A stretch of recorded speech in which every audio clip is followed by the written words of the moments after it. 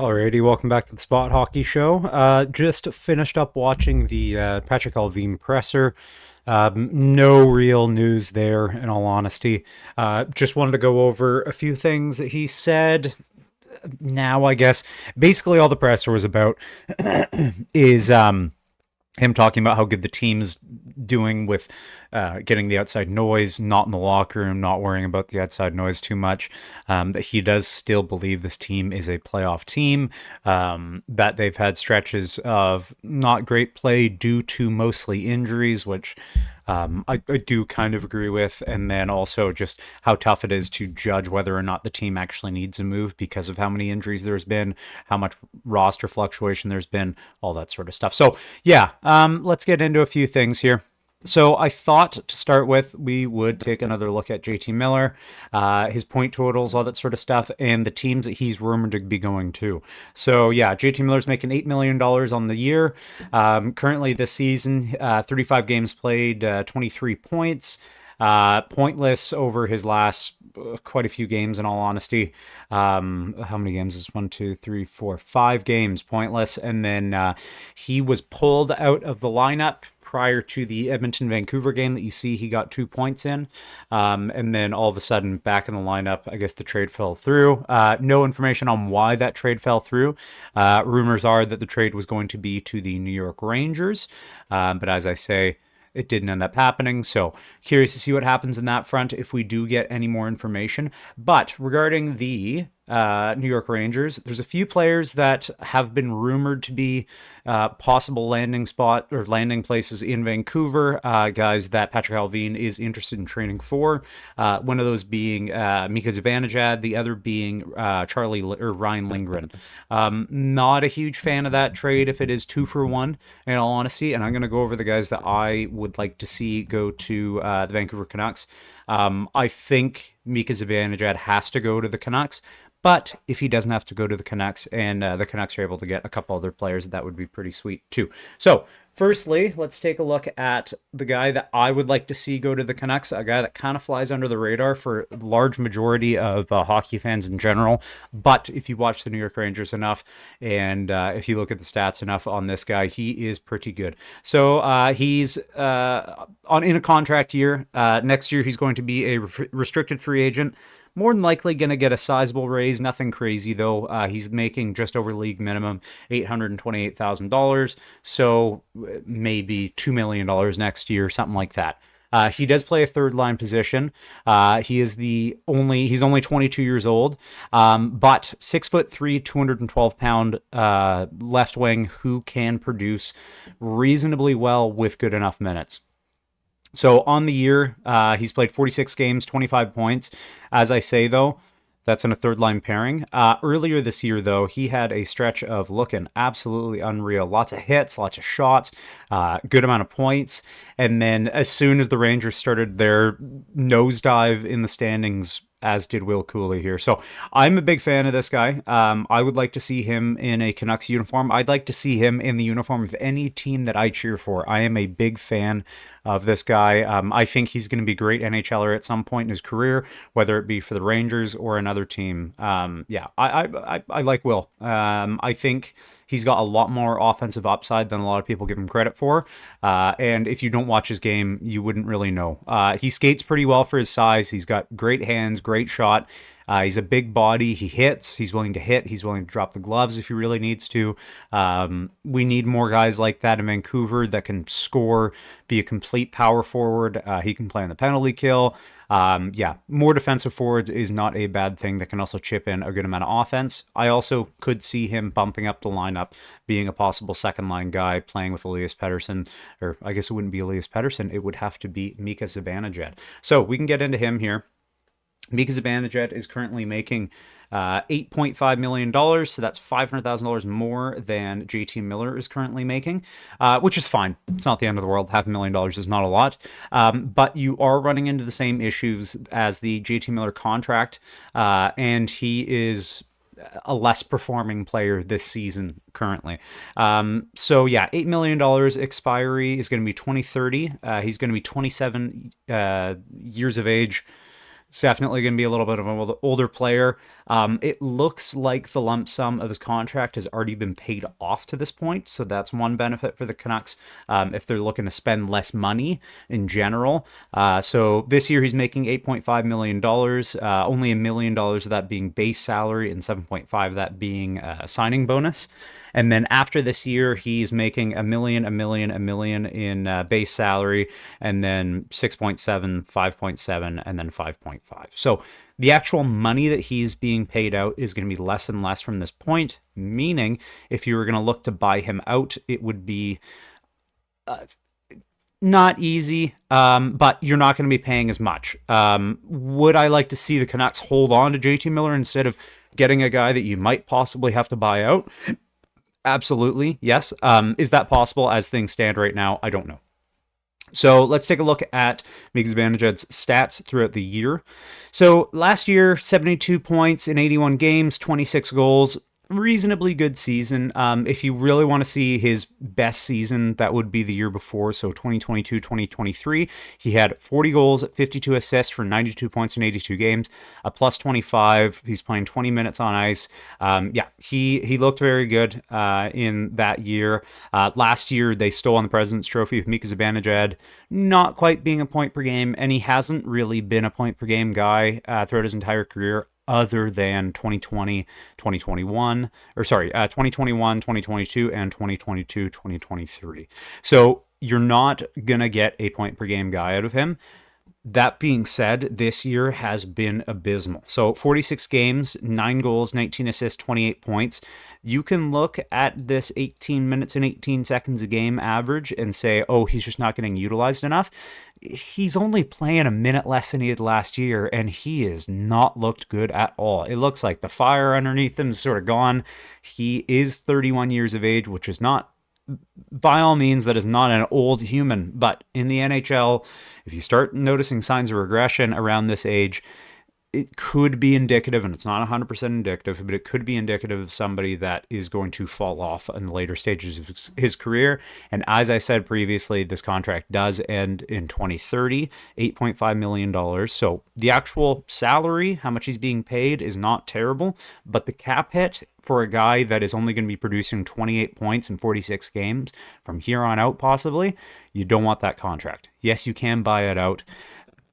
I still don't love it. So I would like to see Will Cooley and hopefully Keandre Miller. What they do for center, I don't know.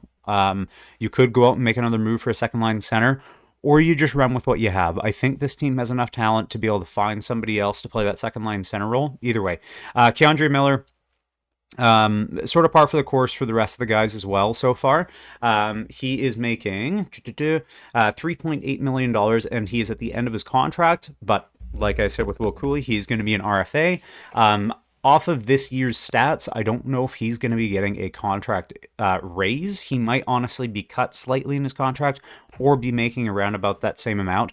It depends on the contract that he signs. So if he signs a contract throughout his entire prime, we could be looking at $5-6 million. But if he signs another bridge contract, just skirt him to RFA status, or if he signs a full contract that gets him into UFA, you can look at less money for that usually most of the time. So this year, playing 21 minutes and 41 seconds a game, or average a game. In 40 games, he's got 2 goals, 6 assists for 8 points and a -5. Not fantastic. His shooting percentage is much lower than it was last year, which you could look at and say he could turn it around, and he is a young defenseman. Defensemen tend to do a little bit better later on in their careers than a lot of forwards do. He is 6'5", 210, so he's a big guy, and when he's on top of his game, he looks good. He's not going to be a point per game defenseman. He's not even going to be close. He won't even be a half point per game. I mean, once in his career, 2022, 2023, he was. What you're looking for him is good breakouts. He can move the puck. He's not going to be needed to play that second power play.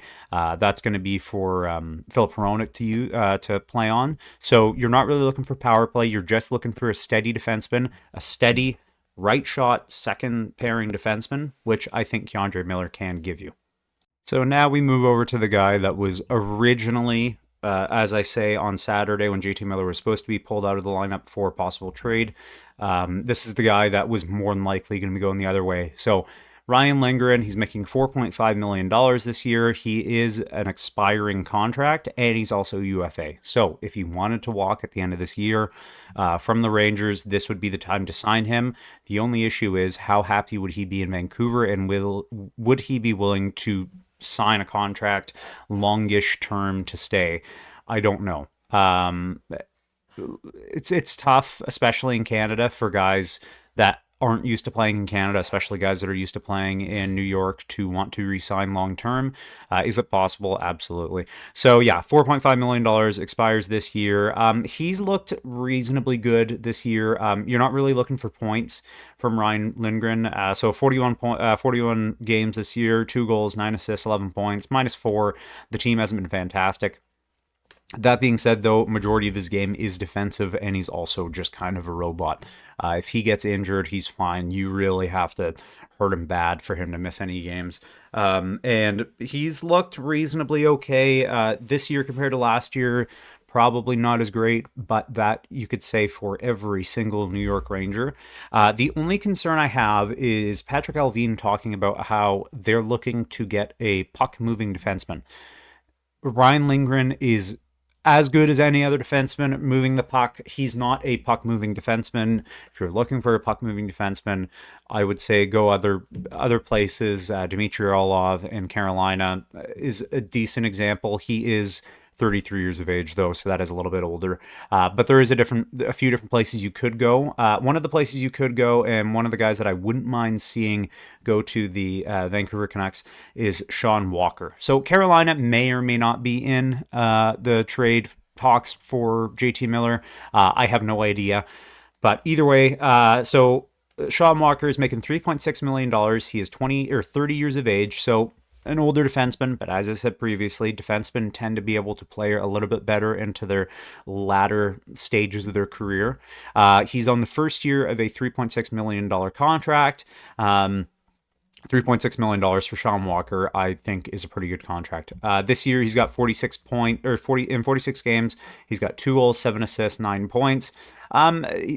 He's very similar to Charlie Lindgren. He's not going to be a high point guy. He's going to be relied on defensively. I personally, just off of the eye test and me watching him play, think that he can move the puck a little bit better than a guy like Charlie Lindgren. He's reasonably good in breakouts. So is Charlie Lindgren.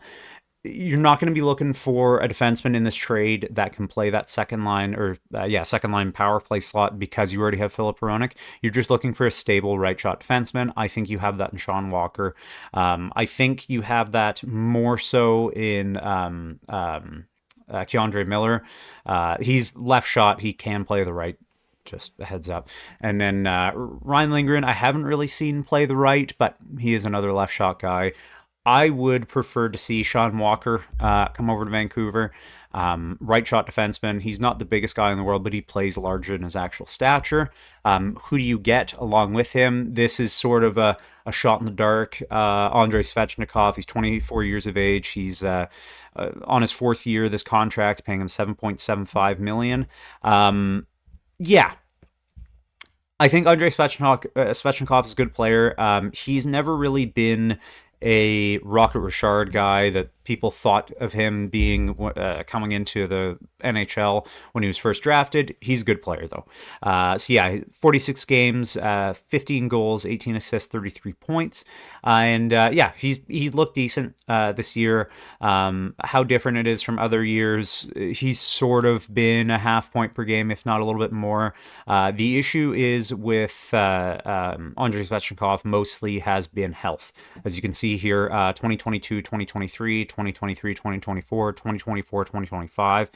We're not quite done the season, but 46 games played in 23 or 22, 23, and then 59 games played 23, 24.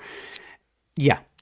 You want to see those numbers come up a little bit, especially if you're going to be trading a guy like JT Miller, who hasn't really missed a lot of time over these past few years.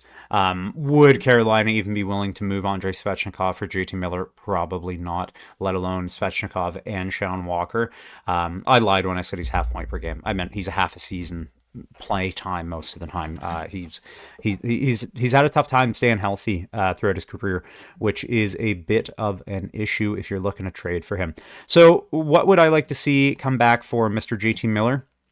In my personal opinion, I would like to see Keandre Miller, Will Cooley, and some sort of future piece or a prospect of some sort. If you really need to get a center back, you maybe make Sheedle work, and at that point, you'd probably have to send something else other than JT Miller. I don't want to see the Canucks moving any prospects, or at least blue chip top end prospects, as I said in that previous video. I also don't want to see them move any picks for a team that is more than likely, if they're going to make the playoffs, bound for a wild card spot. And if they don't make the playoffs, you gave up picks and prospects for a rental that hasn't even done anything. So that's the other issue with getting a guy that's on an expiring contract that is going to be a free agent, a full-on free agent, is it could end up being a rental for a team that has not that won't even make the playoffs. So yeah, let me know what you guys think in the comment section below. This is a bit of a shorter one. I wouldn't be shocked if later today there's news about JT Miller being traded to one of these two teams, if not possibly the Islanders, if not possibly, I guess the Devils. It sounds like he's only really going to waive for an East Coast team. So I don't know. Yeah, let me know what you guys think in the comment section. Thanks so much for watching. Bye-bye.